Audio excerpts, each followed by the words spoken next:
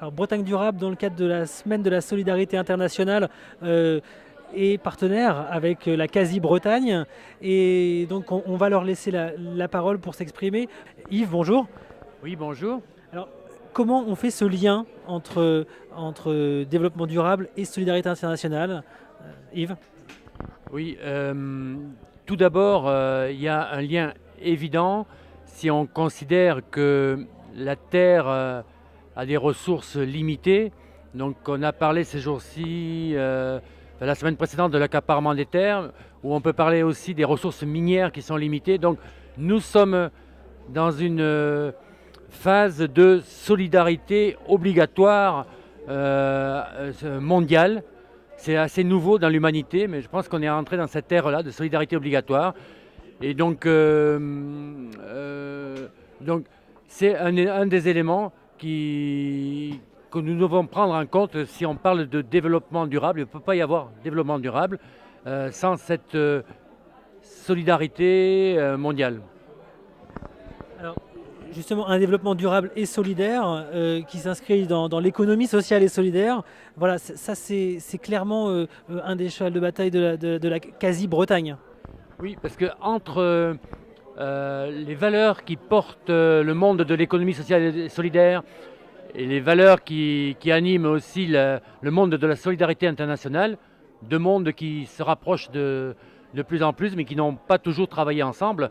Donc je disais, c'est les mêmes valeurs de justice sociale, de partage, de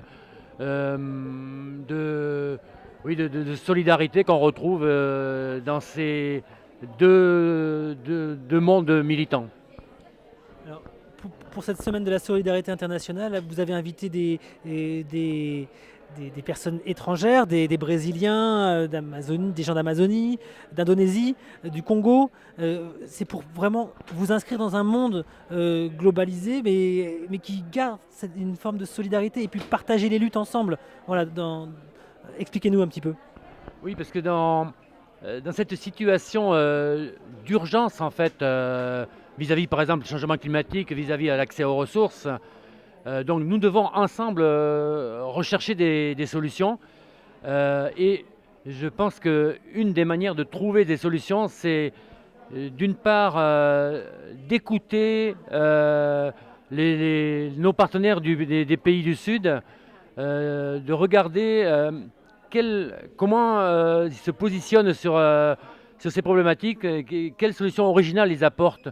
Je pense qu'ils peuvent vraiment nous aider à trouver des solutions. La recherche d'alternatives est effective aussi chez nous à travers les initiatives de jeunes, de jardins partagés ou de coopératives comme ça.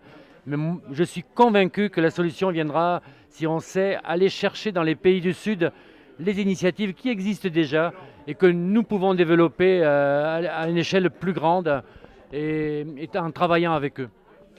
Donc, il y a vraiment l'idée d'échange, de réciprocité, sur pied d'égalité. Voilà, les alternatives qui marchent là-bas, les appliquer ici, et réciproquement, celles d'ici, les appliquer pourquoi pas là-bas. Ah oui, les relations avec les pays du Sud que nous menons, effectivement, sont sur la base de cette réciprocité.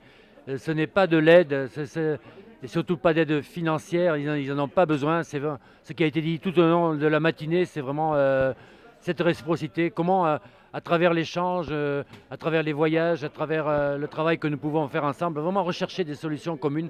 Parce que ça a été dit aussi ce matin, dans ce monde mondialisé, ça a été très bien dit par le partenaire indonésien, dans ce monde mondialisé, nous devons chercher ensemble des solutions et des initiatives originales.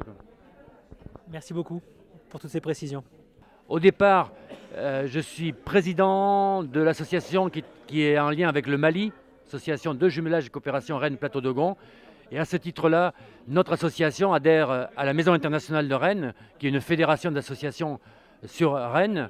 Donc je suis vice-président de la Maison internationale de Rennes. Et notre association du Mali adhère aussi à la CASI, à la coordination régionale. Et donc je suis aussi impliqué au bureau de la CASI.